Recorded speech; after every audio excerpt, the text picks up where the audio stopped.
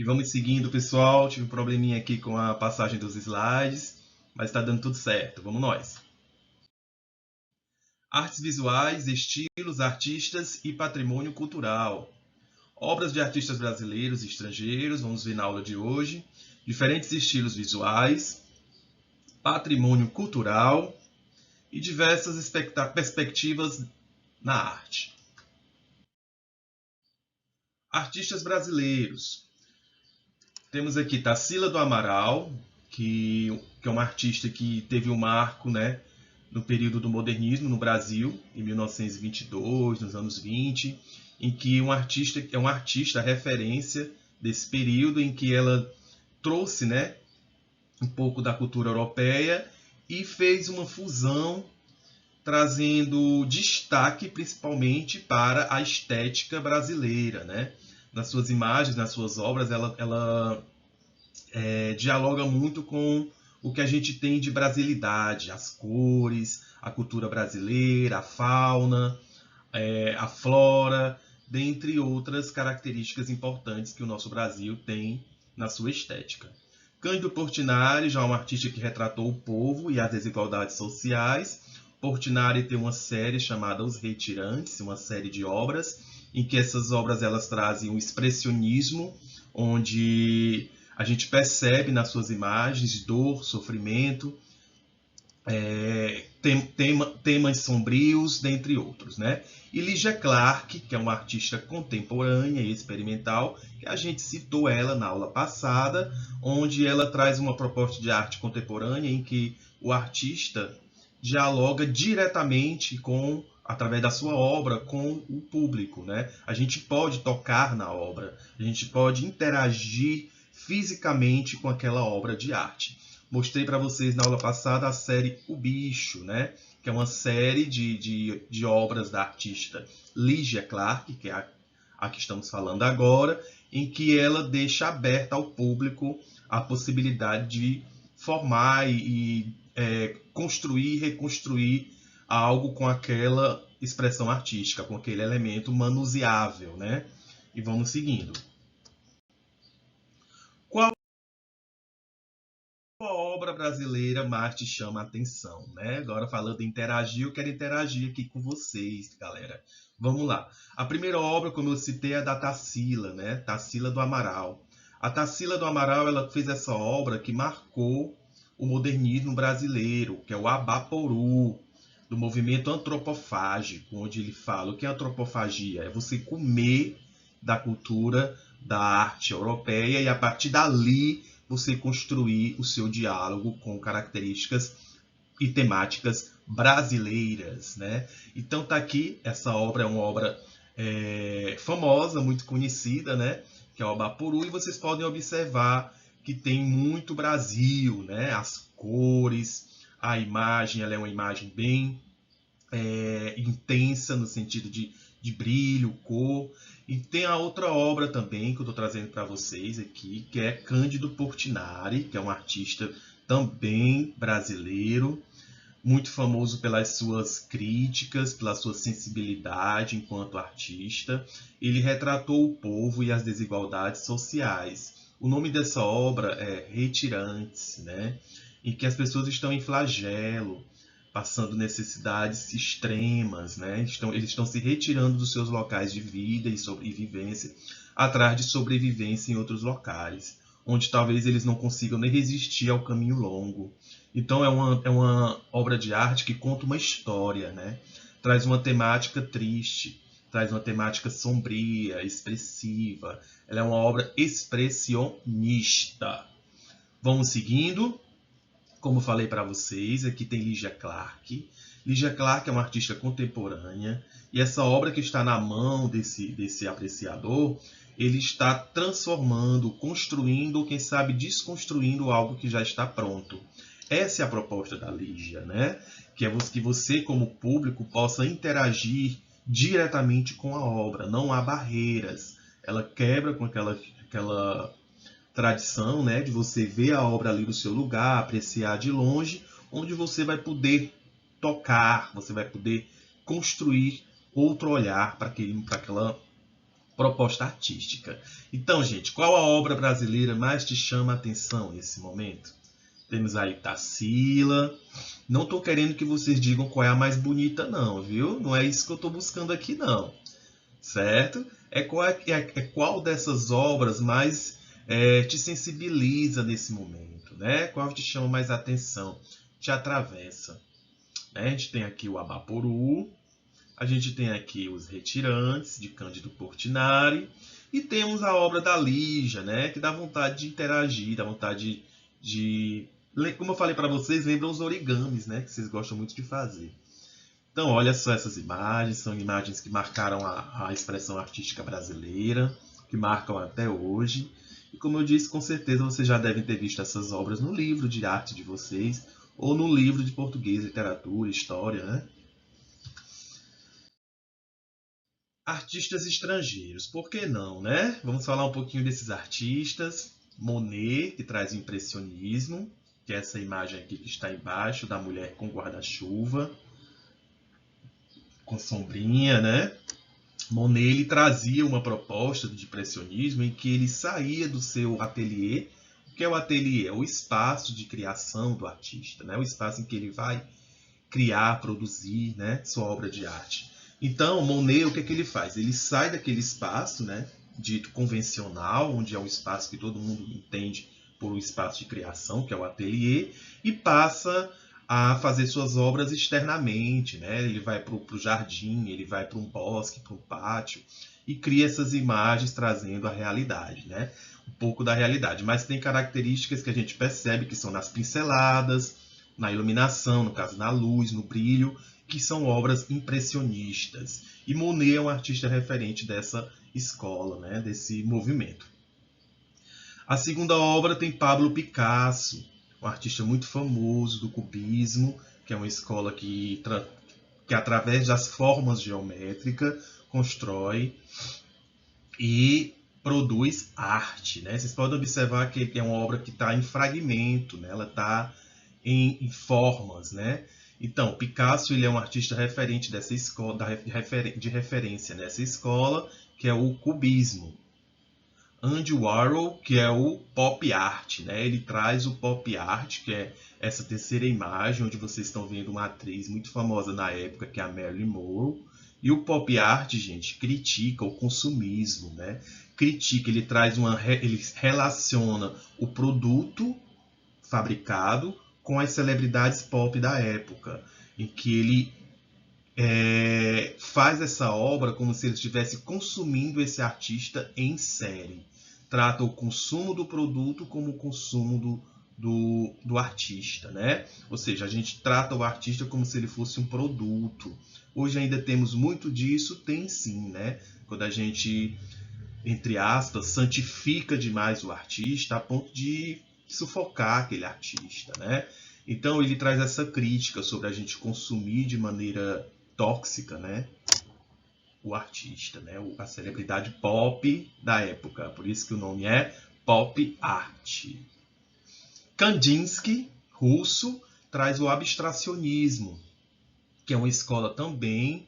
Ele foi pioneiro, né, desse movimento abstracionismo, onde eles não trazem na sua proposta, onde eles não querem mostrar a forma, né?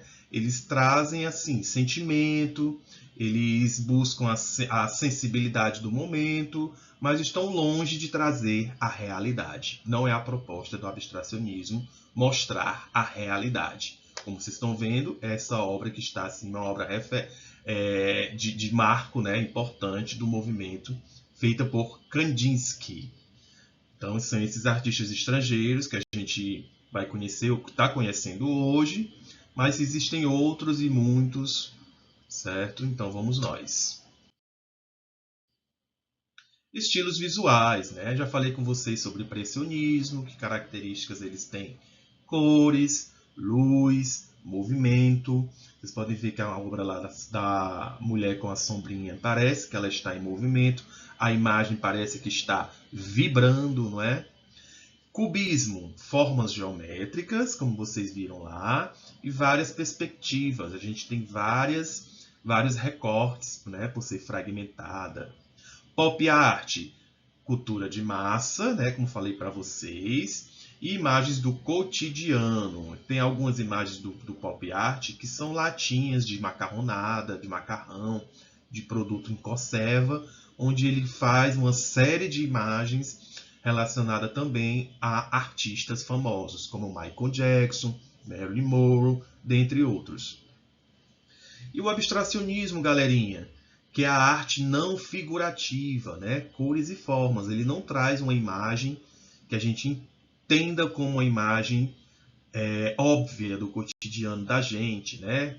Ele busca sempre trazer mais a questão do sentimento e não a realidade em si.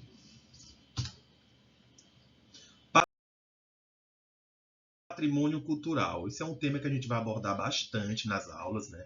O livro de vocês tem esse assunto, que fala sobre o que é o patrimônio cultural. Patrimônio cultural material são igrejas, esculturas, prédios históricos e obras de arte. Inclusive a nossa escola é um patrimônio, né, que a gente tem que zelar por ela. Queria deixar até aqui esse recado. A gente vai receber uma escola praticamente nova, uma escola que está sendo feita para que a gente consiga produzir melhor, criar melhor nossos laços, né, de aprendizado, de amizade, de parceria. Então é legal que nós temos a obrigação de zelar por ela, né, por esse patrimônio. Então vamos falar sobre o imaterial. São festas populares, são danças, saberes, a culinária, tudo isso é patrimônio imaterial. Um exemplo, professor, de patrimônio imaterial, o frevo, né, que é uma dança uma dança de cultura popular do Recife, de Pernambuco. O capoeira, né? A capoeira que vocês conhecem, com certeza aí na turma tem uma galera que já pratica a capoeira. Então, a capoeira ela é um patrimônio imaterial. O samba, né? Dentre outros. Para dar continuidade e sequência, vamos entender sobre narrativas eurocêntricas, né? Ou seja, a história da arte muitas vezes foi contada apenas do ponto de vista europeu, né? E a nossa fala, de quem é o discurso, né? Então, gente, é importante que vocês entendam a partir de hoje, né? Conversem com os mais velhos, conversem com as pessoas que vocês convivem, que têm mais idade que vocês, para que vocês entendam sobre a identidade, de onde vocês vêm, qual é a cultura de vocês, para que a gente resista e leve adiante, né, a nossa identidade, né, e reconhecer a nossa identidade. Então, quando a gente fala sobre a narrativa eurocêntrica, muitas vezes ela exclui, né, o diálogo em si, o discurso visto pelo olhar das próprias culturas africanas, né, da própria cultura indígena e orientais. Então, vamos lá, vamos refletir. O que perdemos quando não conhecemos outras culturas, né? Então é importante que a gente utilize esse veículo que é a internet, esse meio que está no nosso dia a dia, para conhecer outras culturas, né? Para conhecer outras culinárias, outros locais. Então a gente pode muito bem pesquisar para futuramente, quando vocês estiverem aí ganhando o dinheirinho de vocês, não ir lá conhecer pessoalmente, prestigiar esses locais, esses espaços. E respeitar, principalmente, né? A gente, como a gente quer respeito com a nossa cultura, a gente também tem que respeitar a cultura do outro. Nenhuma é superior ou inferior. Outras perspectivas. Turma, aqui é o assunto já da aula que vem, certo? Então, coloquei aqui como outras perspectivas, porque a gente vai estar embarcando nesse assunto nas próximas aulas, né? Que é sobre a arte indígena brasileira. Vamos entender sobre grafismos, cerâmicas e rituais. Vamos falar sobre a arte africana, com máscaras, esculturas e simbolismo. Vamos também entender um pouco sobre a arte asiática, onde fala sobre caligrafia, mandalas e espiritualidade. Oi, pessoal. Por causa dos probleminhas técnicos aqui, acontece, né? Vou repassar o vídeo, tá bom? Então vamos nós.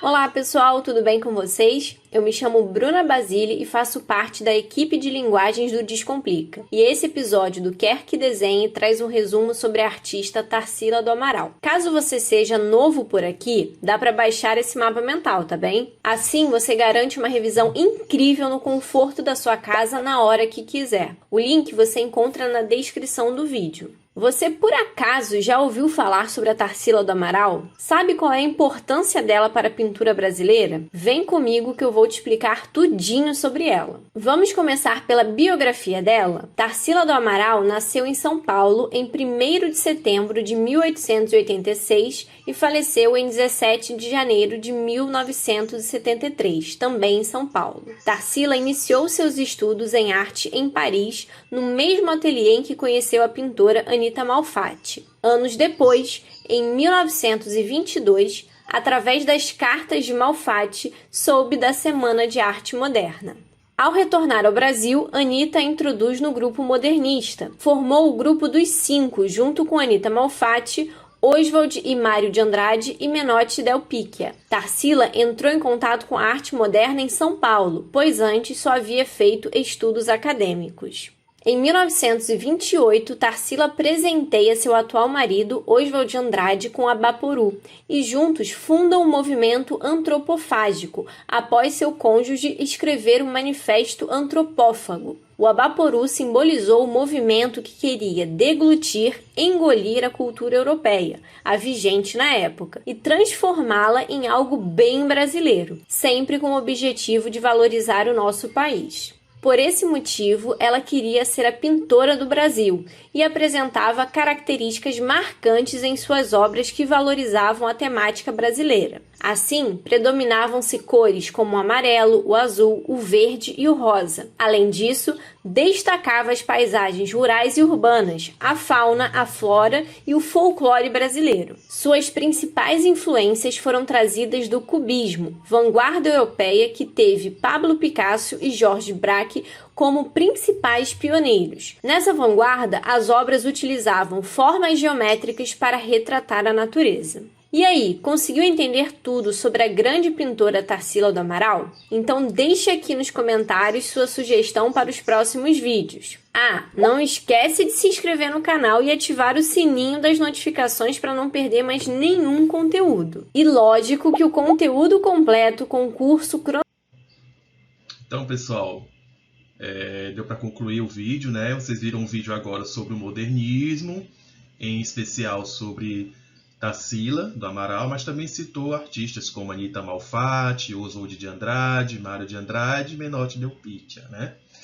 E aí vocês vão entender mais sobre essas obras no decorrer da atividade, né? Porque vocês vão estar se aprofundando no PDF que eu vou estar enviando e vocês vão estar refazendo releituras e tudo, relendo no caso, para responder às atividades. Ok? Então vamos lá.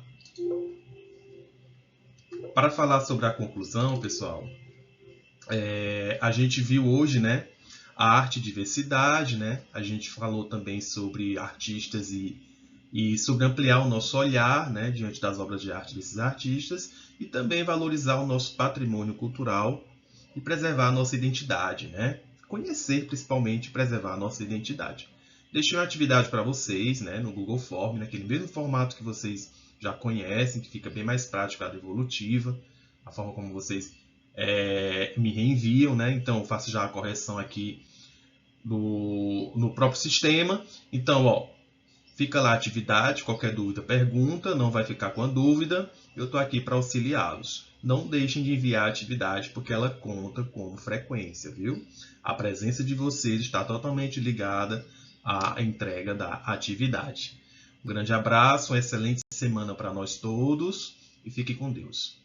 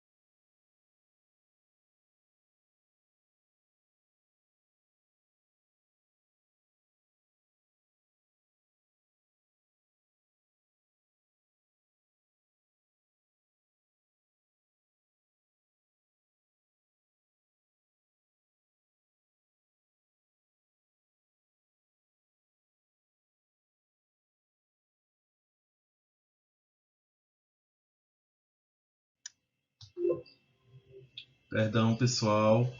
Acabei parando aqui o vídeo, mas ele vai ficar disponível para vocês, certo? Fui tentar passar aqui e acabou que eu não